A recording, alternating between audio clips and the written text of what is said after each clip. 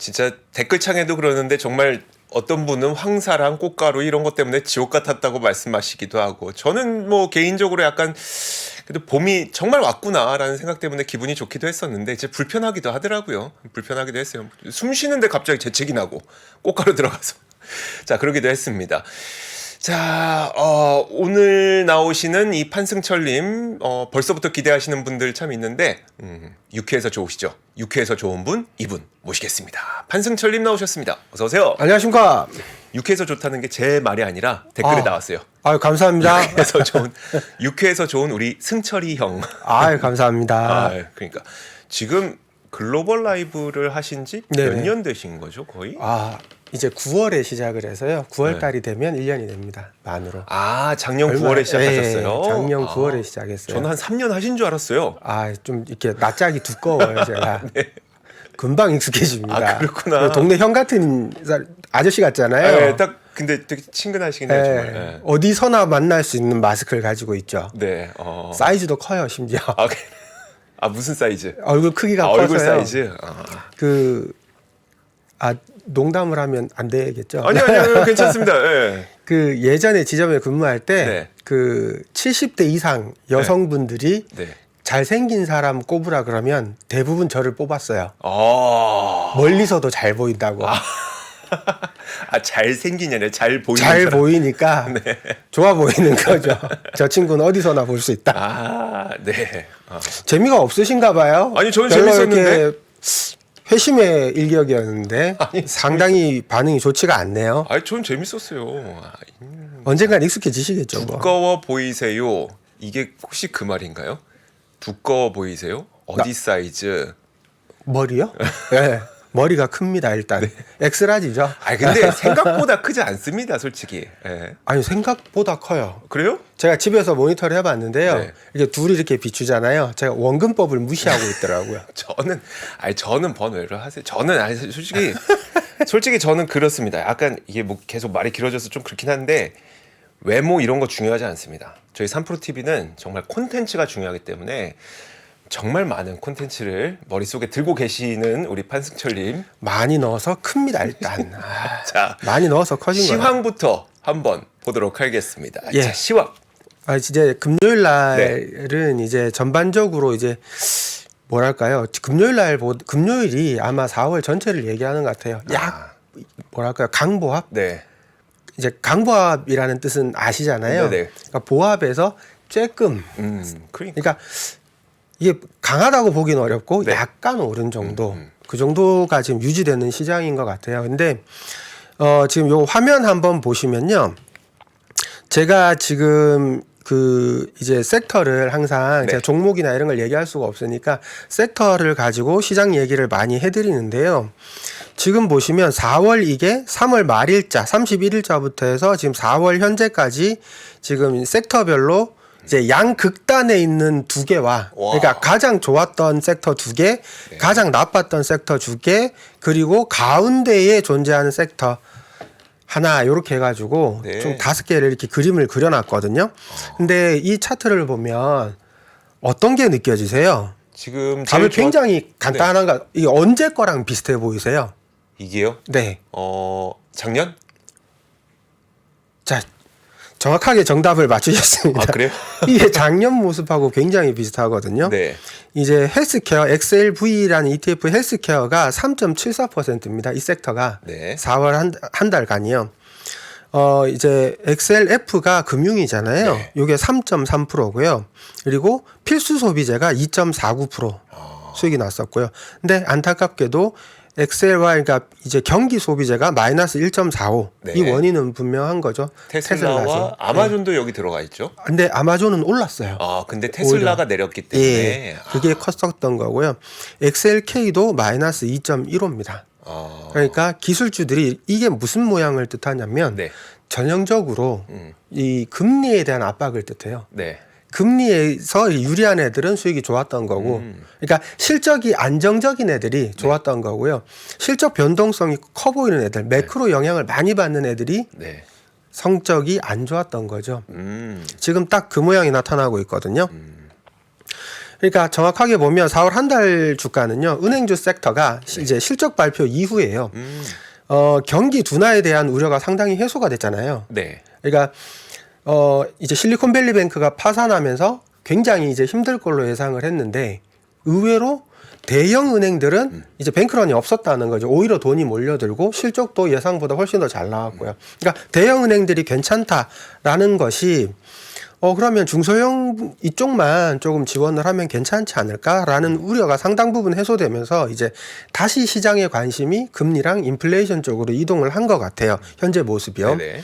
이게 보여주는 게 이제 패드 가치를 보면 0.25% 인상 확률이 지금 89% 오전에 나왔거든요. 네네. 사실상 올린다는 얘기잖아요. 그렇죠. 아니 그러면 이제 지금 4월 한 달간을 바라보면 네네. 우리가 지금 올랐던 게 보면 헬스케어, 네네. 그다음 필수 소비재, 네네. 금융. 네. 이게 근데 우리가 평소에 전형적으로 봤던 그런 가치주의 상승 모습 같지는 않은 것 같아요. 왜냐하면 이게 금융주가 들어가 있잖아요. 네네. 원래 헬스케어랑 그다음에 필수 소비재 네네. 이런 게 올라갈 때에는 경기가 안 좋을 수도 있다는 거기 때문에 금융주는 보통 안 좋았었는데 네네. 이거 뭐 어떤 거예요 그러면? 금융주까지 같이 올라갔다. 자, 그럼 이렇게 생각하고요. 우리가 가치주라는 것을 정의할 때 네네. 가치주라는 것은 본인 이제 그 회사가 가지고 있는 가치보다도 싸게 거래가 되고 있다라는 뜻이잖아요. 그러니까 내재 가치가 네. 있다라는 얘기잖아요. 지금 시장 가치보다 내재 가치가 싸게 네. 거래가 된다라는 게 가치주잖아요. 그러면 기본적으로 우리가 흔히 생각하는 가치주는 뭐냐면 보통 이제 버핏식으로 얘기하면 저 PER 주식, 저 PBR 주식 이런 게 되잖아요. 네. 수익 가치보다 시장 가격이 싸게 거래된다.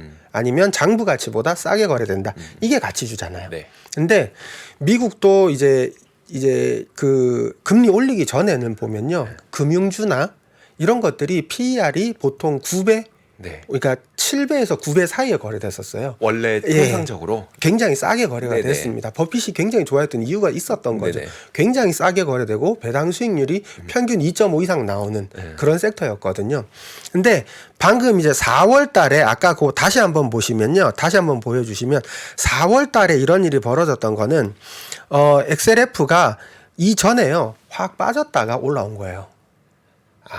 이게 꾸준히 계속 올라온 게 아니고 네. 상대적으로 얘네들은 좀 빠졌다가 다시 올라온 겁니다. 물론 지금 XLV나 XLF나 XLP 그러니까 요런 섹터들이 과연 가치주 섹터가 지금 맞냐라고 네네. 물어보시면 제가 볼 때는 이제 가치주의 영역에 있다가 이제 네. 가치주의 영역은 아닌 것 같아요. 이제 밸류를 충분히 받고 있는 그런 상황이 된 거고. 그러면 이제 지금 4월 한 달 동안 올랐던 거 내렸던 걸 보면 작년과 같은 전형적인 가치주는 오르고 기술주는 좀 내리는 시장은 맞는데 네네. 금융주가 굳이 들어간 건 사건이 터졌기 때문에 반등 때문에 나타난 그렇죠. 그런 걸 현상으로 보면 반등이 되겠네요. 더 컸던 거고요. 근데 이게 가져다 주는 게 시장의 안정이었잖아요. 네. 근데 이게 지금 시장 관심이 아까 그 13일, 14일 실적 발표 나는 그날 있잖아요. 네네. 그날부터 얘네들이 오르기 시작하고요. 기술주들은 그날부터 많이 떨어지기 시작합니다. 딱 시장 관심이 딱 거기로 이동했어요. 실리콘밸리뱅크가 파산할 때, 이게 네. 금리 인상과 같은 효과이기 때문에 연준에서 금리 올리지 않겠지라고 생각을 했었던 네네. 거거든요. 근데 의외로 별거 아니었어요. 찻잔 속의 태풍이었던 거예요. 그러니까 이게 다시 그러면 금리 인상을 다시 할 수도 있는 거 아니야? 제약적인 수준까지 다시 올리겠네라는 걱정이 생기게 된 거죠. 그래서 지금 두 가지로 쪼개볼 수 있어요. 지금 금리 상승을 압박하는 요소들이 네네. 있고요. 금리 하락을 압박하는 요소가 있어요. 그 두 개가 지금 갈리거든요. 그래서 제가 작년하고 지금은 좀 다를 거다라고 보긴 해요. 근데 현 4월 상황은 그랬다라는 거고 그게 달라지는 거는 이번 주 실적 발표에 따라 달라질 거라고 저는 봐요. 빅테크들 실적이 다 나오잖아요. 네. 일단 마소부터 시작해서 마소, 구글, 그렇죠. 메타, 아마존 이렇게 네. 가고 오늘 코카콜라 방금 나왔었고 어찌됐든 이제 금리 상승 요소는요. 일단 그 4월에 유가가 많이 올라 버렸잖아요. 네네. 이 감산하면서 유가가 올랐기 때문에 유가 강세로 소폭 반등할 걸로 지금 예상하고 있습니다. 다시요. 그러니까 유가 때문에요. 네. 이제 클리블랜드 연준에서 물가를 예상할 때 네. 인플레이션 나우캐스팅에서 보면 소폭 반등하는 걸로 나와요. 현재까지 물가가요? 예측치가 네네. 반등할 걸로 나오거든요. 그리고 이제 어저께 이제 금요일 날 마킷 종합 PMI가 발표가 됐어요. 네. 구매 관리자 지수잖아요. 이게 50을 기준으로 하는데 53.5가 나왔어요. 컨센이 52.8이었고 전월이 52.3이었던 걸 생각을 해보면 네. 지난 5월 이후 최고치입니다. 50 이상이면 확장이라는 거잖아요. 네네. 경기 확장이라죠. 네. 쉽게 얘기하면 구매하시는 이제 구매 과장님들이 그렇죠. 물어본 거죠. 구매 과장님들한테 네. 어떻게 된 거냐. 네. 그랬더니 생각보다 우리 잘 사고 있어. 많이 재고 쌓고 있어. 라는 얘기를 해버린 게 되는 거잖아요. 네. 그러니까 이건 경기 확장 국면이죠. 그렇죠. 경기가 확장되면 당연히 인플레를 자극하게 되고 인플레가 자극되면 경기에는 좋지만 다시 인플레를 자극해서 금리를 올려야 되는 네네. 그런 상황이 되는 거죠. 그러니까 시장 전체에 이제 압박이 되는 그런 게 예전에 있잖아요. 뭐 네네. 굿뉴스 이제 뭐 배드 배드뉴스 뭐 뉴스. 하여튼 그 내용인 거고요. 아니 우리가 얼마 전까지만 해도 이제 금리에 대한 민감도는 거의 다 끝난 것 같다. 왜냐하면 올려봐야 이제 한 번 정도 더 올리고 이제 그 다음에 고정을 하든 아니면 하반기에 인하를 하든 그렇기 때문에 금리에 대한 시장 민감도는 많이 떨어진 것 같다고 생각을 하고 앞으로 우리가 볼 건 그럼 침체가 아닌가라고 했는데 그게 아닌 거예요? 그러니까 요게 좀 나눠야 될 것 같아요. 네. 이분법적으로 네. 경기 이제 침체랑 네. 그다음 뭐 이렇게 볼 게 아니고 네. 이제 시장이 원하는 건 골디락스 상태예요. 그렇죠. 네, 네. 골디락스 상태이기 때문에 경기는 이제 경기와 금리가 같은 방향으로 움직일 리가 없잖아요. 항상 그렇죠. 반대. 경기를 실업률로 바꾸면요. 네네. 실업률과 금리는 항상 반대로 움직여야 네네. 맞잖아요. 네. 그러니까 이게 실업률이 살짝 올라가면서 그러니까 실업률이 살짝 올라갔다는 얘기는 경기가 살짝 나빠지면서 금리는 이렇게 천천히 물가는 잡혀가는 네네. 그래서 금리가 조금씩 내려가는 이런 국면이 이제 진행이 돼야지 시장에 좋은 건데 양쪽 극단으로 가면 다 안 좋은 거죠. 뭐 경기가 심하게 깨지든 네네. 금리가 심하게 오르든 둘 다 안 좋은 거죠. 네. 네. 그래서 이제 금리 압박 요소도 이제 봐야 되잖아요. 제가 생각할 때는 5.25까지가 오고 나면 그러니까 실질 금리가 네. 사실상 플러스인 상황이 오고 나면 네. 물가가 많아도 지금 5잖아요. CPI 네네. 기준으로 오면 5.1 뭐 5.2 정도까지 가더라도 5.2 오면 실질 금리가 플러스인 상황이잖아요. 그러면 저는 제약적인 수준이 아닐까. 왜 언젠가는 이제 인플레에서 가장 큰 문제가 네네. 임대료였는데 임대료가 잡힐 거기 때문에 네. 선행은 이미 잡혀가고 있으니까요. 근데 지금 현재 이거는 되게 뉴스에 많이 나와요. 네네. 금리 압박이 뭐냐면 중소은행들의 예금이 감소하고 있다라는 점이 하나고요. 또 하나는 대출 규제가 이제 시작이 될 거다라는 거죠. 그러면 대출 규제가 그렇죠. 중소은행들이 너무 규제를 그렇죠. 풀어줬더니 네. 얘네들이 방만하게 운영했네. 그래서 은행이 파산하고 이런 문제들이 생기니 이게 대한 규제를 가하겠다. 트럼프 때 만든 규제를 품 규제를 지금 좀 쪼이겠다라는 얘기들이 계속 나오잖아요. 근데 이 규제가 금리 인상에 준하는 효과가 있을 것 같다라는 게 얘기가 많이 나오거든요. 실제로 이게 보면 이제 우리가 이제 메가뱅크들 큰 뱅크들이 네네. 이제 대출해 주는 게 사실 미국 기업의 50% 정도밖에 안 된대요. 실제로 50에서 60은 중소은행들이 대출을 해주고 있는 거거든요. 그럼 얘네들을 규제하면 실제로 금리를 올린 것과 같죠. 시중에 돈이 감소하니까. 네네. 예. 그래서 골드만삭스가 이렇게 얘기를 했어요. 대출 기준 강화가 점진적으로 진행이 되면 4분기쯤에서는 GDP를 0.4% 정도 둔화시키는 효과를 낼 거다. GDP를 0.4%. 네. 둔화시키는 효과를 준다. 경기가 살짝 눌리는 네네. 거죠. 실업률이 살짝 올라가는 게 되고 네. 금리를 살짝 낮춰도 되는 그런 상태가 될 거다라는 거죠. 그리고 리사 쿡도 연준 이사도 이렇게 얘기를 했습니다. 이제 타이트한 금융 여건이 금리를 낮출 수 있다. 다만 디스인플레이션이 느리게 진행되면 해야 할 일이 더 남아 있다. 금리 올리겠다라는 네. 얘기거든요. 네. 요거를 종합해서 보면 저는 어떤 생각이 드냐면 네. 그거예요. 금리 이제 여기까지 오면 추가적으로 올리기는 어렵겠구나라는 생각이 듭니다. 그러면 이제 금리 민감도에서 벗어나게 될 거고 네. 지금 이제 그 시장을 보면요. 그 어찌됐던 금리에 민감했던 애들이 어떻게 보면 미래를 가지고 있는 애들이죠. 그렇죠. 예. 성장주들. 성장주들, 기술주들 이런 쪽이잖아요. 제가 농담 삼아 얘기했는데 코카콜라 실적 잘 나오고 코카콜라 좋은 회사고 다 아는데 네. 코카콜라는 많이 먹으면 당뇨 걸려요. 이빨 썩고. 근데 기술이 발전하면 사람들을 고용하고 네. 생활하는 게 좋아지죠. 당연히 기술에 투자를 해야 되는 거 아닌가라는 네. 조금 편향된 생각을 가지고 있습니다. 그래서 물론 이제 이런 쪽도 봐야 되지만 양쪽을 균형 있게 가지고 있어야 되는데 결국은 그 말씀이시네요. 4월 증시만 보면 아니 우리가 금리에 대한 민감도 떨어진 줄 알았는데 여전히 민감도가 있네. 그렇습니다. 금리에 영향을 받았네. 다만 앞서 말씀하셨던 것처럼 거의 다 종료되고 있으니 그럼 결국 우리가 쳐다봐야 될 곳은 물론 4월은 가치주가 선방했던 건 사실이나 기술주를 좀 계속 봐야 되지 않을까라는 생각을 하고 있다라는 거네요. 그렇죠. 저는 한번 물면 계속 가져가야 된다라고 한 놈만. 한 놈만 패는 건 아니지만 저는 바벨 전략을 선호합니다. 바벨 전략을 선호하는데 근데 아마 어쩌면 그럴 수도 있어요. 만약에 올해나 내년에 기술주들 주가가 많이 좋아지면 저는 반대로 얘기할 수도 있어요. 전 반대로도 많이 가거든요. 아, 많이 네. 높아지면 주가가 충분히 제 가치다라고 생각이 되면 저는 남들 다 이거 좋다고 할 때 저는 별로예요라고 얘기할 수도 있어요. 네네. 근데 지금까지는 굉장히 이쪽을 너무 지금 1년 반 돼가나요 이제 그렇죠. 1년이 넘었는데 너무 이쪽만 안 좋게 보고 있기 때문에 저는 오히려 이쪽에서 가능성이 있다라고 보고요. 그리고 세상은 이쪽에서 이제 좋은 표현으로 그렇게 되는 거니까. 네네. 예. 그리고 지금 반대쪽 섹터들이 이렇게 싸지가 않아요. 이쪽도 물론 싸진 않지만 가치주가 지금 싸진 않은 싸진 편이긴 않은 하죠. 것 같아요. 네. 네. 그러니까 그 밸류 평가 잘하는 분이면 가치주를 이때 사야지 이게 되는데 우리처럼 그거 잘 안 되면 그렇죠. 저도 잘 안 돼요. 그래서 두 개를 동시에 사는 거를 선호하는 편이에요. 그러니까요.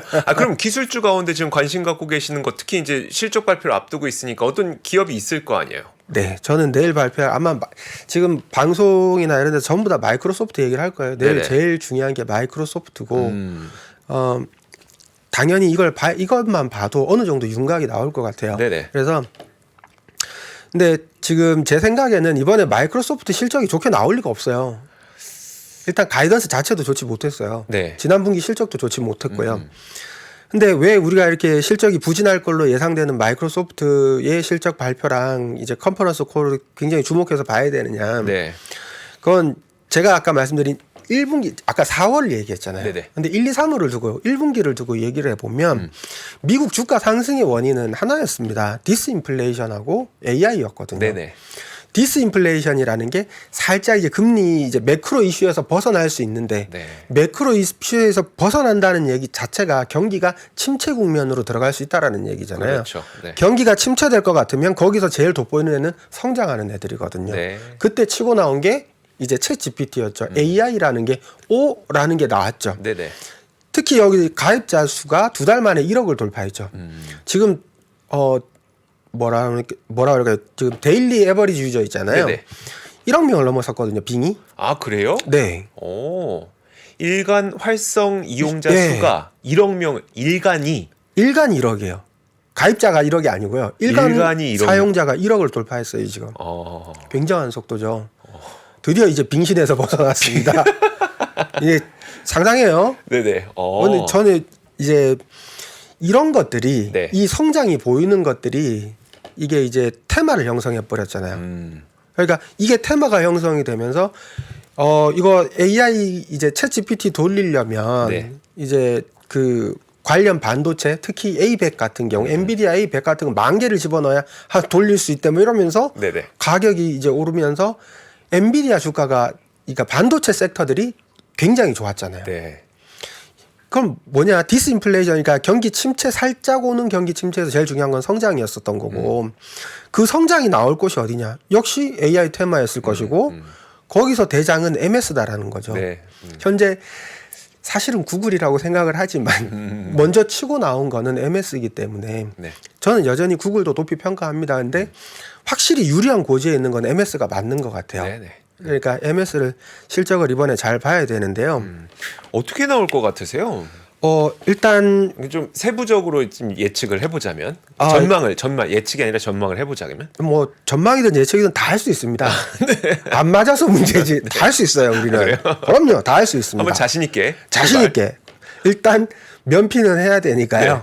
사측에서 가이던스를 이미 내놨어요. 네네. 당시에 가이던스를 어떻게 냈냐면 매출이 505에서 515억 달러 정도일 것이다. 환율 영향으로 매출이 마이너스 3%대 예상한다라고 얘기를 했었고요. 네.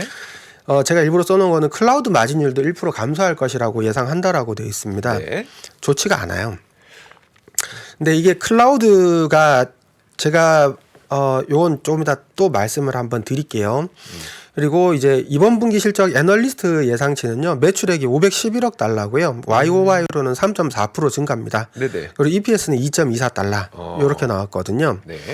근데 지금 511억 달러 같은 경우는 사측 가이던스의 딱 중간이 510억 달러거든요. 그러네요. 거기서 딱 이제 조금 더한 거죠. 네네. 조금 그러네요. 평균에서 약간 나은 정도라는 얘기거든요. 네. 그러니까 그닥 매출도 그닥 좋지 못할 것이고 EPS도 그렇게 뭐 많이 나올 것 같지는 않습니다. 네. 그러면 네. 이 GPT와 관련된 그 매출은 어느 쪽에 잡히게 되는 건지 혹시 GPT 관련해서요. 네. 지금 매출이 어디 쪽으로 잡힐지 저도 모르겠어요. 그러니까요. 네. 근데 일단 만약에 빙으로 가게 되면 네. GPT-4가 빙에 있으니까 네네. 빙에서 광고 매출해야 되는데 지금 당장 일어날 것 같지는 않고요. 구독료 지금 $20씩 받고 네네. 있잖아요. 네. 이제 100만 명 이제 유료 가입자가 100만 명 넘었다고 알고 있으니까 그러면 2천만 불 정도밖에 안 되거든요. 이건 의미가 없어요. 네네. 애초에. 근데 지금 질문을 그렇게 해주셨으니까 그럼 먼저 말씀드릴게요. 제가 곰곰이 생각을 해보면 마이크로소프트가 네. 왜 인공지능을 하려고 할까? 가만 생각해 보면요. 네. 유저를 저는 다 비슷하다고 생각해요. 유저를 잡아주기 위한 거거든요. 자신의 생태계를 만들고 싶은 거잖아요. 그렇죠. 자신의 생태계를 만들고 유저들이 여기서 사용하게 되고 제작자들이 이 챗 GPT를 활용해서 뭔가 앱을 만들고 그 앱을 이제 또 사용하는 사람들이 또 늘고 그러다 보면 이 관련돼 있는 앱을 만드는 기업이나 이런 애들은 챗 GPT는 100% 애저에서만 작동하니까 애저로 와서 놀아라 이거잖아요. 네네. 그러면 그렇죠. 애저를 사용하게 되면 당연히 애저 이제 클라우드 사용료를 내야 될 것이고 네. 네. 이게 계속 그런 얘기가 나와요. 근데 가만 생각해 보면 이 전략이 모든 플랫폼들의 공통된 전략이거든요. 맞아요. 그러면 이 전략을 활용하기 위한 뭔가 단계가 되는 거 아니야? 이게 우리 슈퍼 앱처럼 이 사람들을 모아놓고 이 사람들이 여기서 사용하게 되고 여기서 돈 쓰게 되고 여기서 놀게 되는 그런 형태를 만들고자 하는 거 아닐까. 그래서 지금 저는 사실 챗 GPT는 지금 그러니까 오픈 AI의 지분을 49% 가지고 있잖아요. 네네. 지금 이 49%의 지분 가치만 해도 이 사람들이 투자했을 때보다 지금 몇 배나 뛰어 있을 겁니다. 그럴 것 같아요. 근데 그 단위가 작지 않거든요. 네네. 그게 과연 마이크로소프트 이제 주가에 반영이 돼 있느냐. 근데 제가 볼 때는 안 돼 있는 것 같기도 해요. 네. 아직까지는 명확하게 표현이 안 돼 있으니까요. 시장 가치가 존재하지 않으니까 사실 지분 가치를 평가하기 너무 어렵잖아요. 예를 들어 지금 네. 10억 달러씩 두 번을 쐈어요. 그럼 네네. 20억 달러 이걸 20억 달러라고 봐야 돼요? 아니면 오픈 AI에 대한 시장 가치가 없으니까 지금 없잖아요. 평가가 없잖아요. 시장에서 거래되지가 않으니까. 이거 지분 가치는 사실 좀 근데 사실은 평가를 받죠. 이제 투자 받을 단계에서 얼마로 평가할 거냐. 네네. 지금 예를 들어서 투자를 이제 다음 투자를 또 받는다면 얼마로 평가할 거냐라는 게 그럼 지금 어느 사실은 정도 있어요. 받고 있어요? 제가 못 외워요. 네. 그때보다 몇 배 올라 네네. 있는 걸로는 제가 알고 있는데 정확한 금액은 몰라서 제가 말씀드리기는 어려울 것 같고요. 어찌됐든 이게 만약에 실제로 막 앱이 막 활성화되고 유저들이 이렇게 많이 는다면 네. 클라우드 매출이 늘었을 겁니다. 그러니까요. 예. 네. 그거를 좀 봐야 되는 것 같아요. 그러면 이제 우리가 봐야 될 게 마이크로소프트 안에 보면요. 사업부가 크게 세 가지로 나뉘거든요. 네. IC 사업부가 있고 PBP 사업부가 있고 MPC 사업부가 있는데요. 네. 그냥 쉽게 생각하시면요. 그냥 IC는 클라우드라고 보시면 돼요. 클라우드. C가 클라우드거든요. 네네. 그리고 PVP는 그냥 오피스 관련돼 있느라고 생각하시면 돼요. 생산성. 예. 그리고 MVC는 윈도우. 그냥 개인들 그 외에 그러니까 클라우드랑 오피스랑 이런 거 뺀 나머지 다 게임도 있고 빙도 있고 다 개인들이 사용하는 건 다 MPC예요. 네. 근데 보시면 우리가 이걸 잘 봐야 되는데요. 클라우드 매출이 215억 달러였습니다. 18% 네. 정도 증가한 걸로. 근데 뭐라고 얘기했었냐면 이번 분기에도 클라우드 성장률 둔화는 지속될 거라고 그랬었거든요.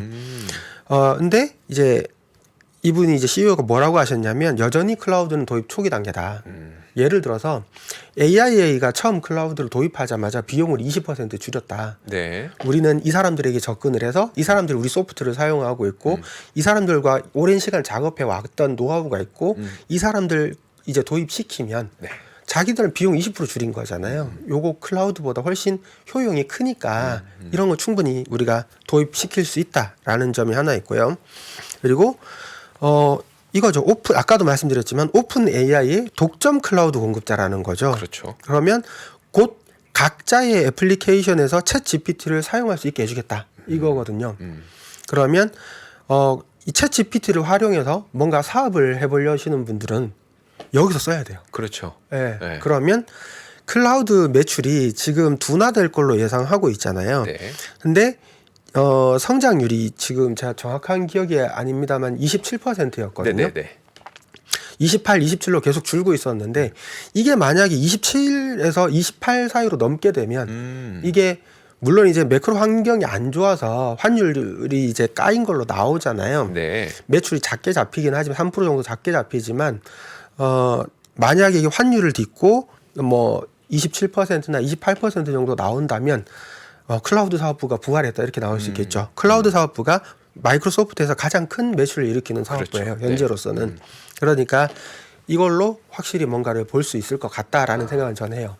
그럼 이번에 마이크로소프트 실적에서 제일 중요하게 보시는 거는 클라우드 쪽이죠. 저는 클라우드예요. 사실 요즘에 그 구글, 아마존, 뭐 마이크로소프트 세 개의 기업 다 성장을 그럼 이뤄내고 있는 분야가 어디냐를 보면 클라우드밖에 그렇죠. 없긴 했었거든요. 두 자릿수의 성장률을 보이는 건 클라우드밖에 없으니까. 근데 문제는 이 클라우드의 성장률이 그렇죠. 계속 둔화되고 있었다는 점이었었는데 다른 기업들은 사실 뭐 딱히 지금 당장 클라우드 사업부가 성장을 다시 크게 할 만한 모멘텀이 있느냐를 물어봤을 때 찾기 어렵지만 마이크로소프트만은 클라우드가 지금 반등할 모멘텀이 있어 라고 보이는 거니까 한번 그 부분이 네. 조금 저는 그렇게 말하기는 좀 어려운 것 같아요. 왜냐하면 네. 클라우드 사업부는 아마 거의 다 비슷할 거예요. 그래요. 이게 지금 챗 GPT가 큰 영향을 주지도 않을 거고 네. 제일 큰 거는 역시 아마존 웹 서비스입니다. AWS거든요. 여기 이 저력을 무시할 수가 없죠. 그쵸. 1위 사업자는 네. 1위 사업자인 이유가 있어요. 제일 싸요. 네. 사용료가. 네네. 비용을 무시할 수 없거든요. 그리고 거기가 뭐 챗 GPT가 지금 빵 떠서 그렇지 거기도 AI를 안 하냐 해요. 그래. 네. 하는 곳이잖아요. 네. 그리고 구글은 오늘 이제 그 뭐죠 바트 이제 모집자 구인한다는 뉴스가 오늘 나왔잖아요. 네네. 얘들도 만만치 않은 애들이거든요. 그러니까 물론 이제 현재 가장 유리한 위치에 있는 건 마이크로소프트가 맞습니다만 클라우드 사업만 놓고 보면 아마 매크로 환경이 좋아지면 네. 다 같이 좋을 가능성이 높다라는 거죠. 저는 다 같이 좋을 확률이 높은데 향후 구독자를 누가 더 많이 오랜 시간 잡아놓고 이거를 가지고 장기적으로 봤을 때 가장 오랫동안 머물게 할 수 있을까를 고민해 보면 마이크로소프트가 좀 유리하지 않을까 이런 생각은 좀 들어요. 근데 제가 이 부분을 답변하기가 굉장히 어려운 게요. 네. 예를 들어서 이제 챗 GPT 같은 경우는 이제 그 뭐죠? 그 모델이 지금 생각이 안 나는데 그 LLM이요? 아니요. 라지 랭귀지 모델 말고 네네. 기본 트랜스포머 모델을 트랜스포머 사용하잖아요. 모델? 네. 근데 지금 구글에서 이제 개발되는 모델이 이 트랜스포머 모델보다 성능이 10배 좋다라는 얘기도 나오거든요. 그러면 기술력에서 만약에 훨씬 더 빠르고 더 편하게 될 수 있다라면 이것도 얘기가 어떻게 되는 거지라는 생각이 또 들어요. 물론 마케팅 부분에서는 마이크로소프트가 강점이 있습니다만 제가 기술적인 부분을 딱히 얘가 더 좋다라고 말을 못 하겠더라고요. 네네. 저는. 그러니까 제가 지금 보이는 거는 생태계를 조성할 때 마이크로소프트가 훨씬 생태계를 예쁘게 유리하게 구성하겠구나라는 생각은 들어요. 근데 기술만 놓고 봤을 때 구글을 그렇게 무시할 수 있나라는 네. 생각은 사실 좀 들고요. 그렇다고 니들이 그렇게 싸워도 시장 점유율 1위를 그렇게 무시할 수 있어라는 네네. 생각도 솔직히 들어요. 아, 결국은 이제 되게 여러 가지 다각도에서 분석을 해주셨지만 결론적으로 아주 단순화시켜 보면 네네. 클라우드 하는 애들 다 경기 지어지면 다 좋아질 건데 네네. 그 가운데 지금 장기적으로 그 가입자들을 좀 더 많이 오래 끌고 갈 수 있는 건 마이크로소프트로 그럴 것 지금 같아요. 단계에서 보인다. 네. 확실히 유리한 자리에 있는 건 사실입니다. 알겠습니다. 예. 일단 그 뭐 아마존도 그렇고 구글도 알파벳도 그렇고 그리고 마이크로소프트도 그렇고 클라우드 하는 기업의 주식을 보유하고 계시는 국내 투자자분들이 굉장히 많기 때문에 네네. 언제 좋아질 것인지 이거를 보는 게 되게 중요하긴 한데 경기가 좋아져야 되는 거네요. 기본적으로. 그렇죠. 기본적으로 경기가 좋아져야 되는 거고요. 만약에 만약에 좀 기다려야 되겠네요. 그 제가 지점에서 이제 AI 세미나를 지난주에 했었는데요. 거기서 똑같은 질문을 하셨어요. 지금 네. 마이크로소프트나 이런 거 우리 다 들고 있는데 제가 몇 가지 종목을 말씀드렸거든요. 있는 것들이 더 많은데 새로운 것은 없는데 네. 그렇죠. 다들 글로벌 투자하시는 분들이니까 다 갖고 있는데 그러면 뭐 어떻게 하라는 거냐. 네. 물 타라는 거냐 그랬더니 그 질문하신 앞자리에 계신 분이 이렇게 얘기하시더라고요. 뭐라고 하셨어요? 물 타라는 얘기지 이렇게 얘기하시더라고요. 네. 저도 그렇게 생각해요. 실적 발표 나는 거 보고 만약에 예상보다 실적이 잘 나온다면 네. 어떻게 될까냐는 거거든요. 요 화면 좀 보여주시겠어요? 지금 마이크로소프트 보시면요. 요 실적 전망이거든요. 네. 지금 연간으로 놓고 보면 23년에 보시면요. 파란색이 처음 보여요. 기존에는요. 마이크로소프트 20년, 21년, 22년 색깔 보시면 파란색은 없어요. 감소했던 적이 없는 없어요. 거죠. 네. 근데 23년에 파란색이 보이기 시작합니다. 네. 23년에 보시면요. 22년 지금 보세요. 매출액이 22년 9월에 마이너스 3% 나왔었고요. 22년 12월 요게 플러스 5% 나왔어요. 네네. 이게 나오고 나서 23년 이제 1월 그러니까 좋았었고요. 네네. 요 실적 나오고 마이크로소프트 주가가 괜찮았죠. 근데 나올 거 보시면 가이던스 딱 요거잖아요. 511억 달러. 그러면 마이너스 3%잖아요. 매출액이. 네네. 이게 좋지가 않죠. 당연히. 좋지가 않은데 왜 요 밑에 한번 볼게요. 순이익도 보시면 마이너스 1.9. EPS도 마이너스 2.08% 이렇게 나오거든요. 네네. 이런데도 불구하고 제가 이번 실적을 잘 보시라고 말씀드리는 이유가 뭐냐 라고 보면 그 뒤에 것 때문이에요. 예상치가 이게 6월 달께 이번에 나오는 가이던스가 이렇게 나오는지를 잘 보셔야 돼요. 매출액이 548억 달러 언저리까지 가이던스가 나올 거냐 이거예요. 네네. 그리고 순이익도 보시면 184억 달러 가이던스가 나올 거냐 이거죠. EPS도 2.47이 나올 수 있냐 이거예요. 보시면 만약에 이 가이던스가 딱 찍히면 여기가 실적의 저점이죠. 네. 이번 실적 발표가 그렇죠. 저점이 되고 반등이 나오는 구조가 돼요. 그러면 23년, 24년 보시면 굉장히 이제 많이 회복돼요. 네. 네, 그러면 실적 저점이 여기에 찍힐 수 있으니까 자꾸 이거 보라고 얘기를 하는 그걸 거예요. 보자. 예. 지금 마이크로소프트 주가가요. 결코 싼 주가가 아닙니다. 네네. 최고점 대비해서도 10% 정도밖에 안 싸거든요. 네네.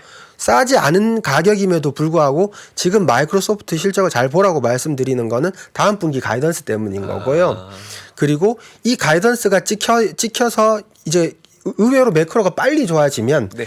이게 쭉 치고 올라갈 수 있어요. 그렇겠네요. 그럴 가능성이 더 이상 비싼 있습니다. 가격이 아닌 게 되는 거예요. 아닌 게 될 수 있는 거죠. 알겠습니다. 자, 저희가 꽤 오랜 시간을 끌었어요. 그렇네요. 하지만 그래도 마이크로소프트 이제 내일이죠. 네, 내일입니다. 실적 발표가 있기 때문에 좀 자세하게 짚어봤습니다. 자, 판승철님, 이상원 선임 매니저와 함께했습니다. 고맙습니다. 네, 감사합니다. 시간이 흘러도 변하지 않는 여러 가지 원칙과 사고 체계는 존재하거든요. 대가들의 사고 체계, 투자 기법이 아니라 생각의 방법. 그런 거를 분해를 해서 재구성을 해서 하나의 어떤 틀로 조합을 하는 과정이 필요한 것 같다. 라쿤 자산운용 홍진채 대표의 거인의 어깨에 19년간 초과 수익을 달성한 그가 어떻게 주식 대가들의 투자법을 활용했는지 이 책에서 최초로 공개합니다. 대가들의 검증된 투자법을 여러분의 눈으로 직접 확인하시죠.